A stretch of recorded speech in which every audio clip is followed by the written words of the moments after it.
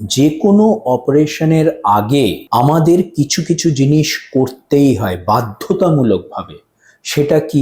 বয়স ভিত্তিক কিছু পরীক্ষা করতে হয়, যার মধ্যে রক্ত পরীক্ষা থাকে, ইসিজি থাকে, বুকের ছবি থাকে, ইকো থাকে, এইরকম নানাবিধ পরীক্ষা করতে হয় বয়স ভিত্তিক। তার মানে কিছু কিছু বয়সে কোনোটা বেশি করতে হয়, কোনোটা কম করতে হয়, এটা বয়স ভিত্তিক। বয়স ভিত্তিক এই পরীক্ষাগুলো করার পরে তারপরে পরীক্ষাগুলোর সাথে সেই রোগীকে অজ্ঞানের ডাক্তারবাবুর কাছে পাঠানো হয়, যেটাকে বলা হয় অ্যানাস্থেটিক ক্লিয়ারেন্স কিংবা অ্যানাস্থেটিক ফিটনেস।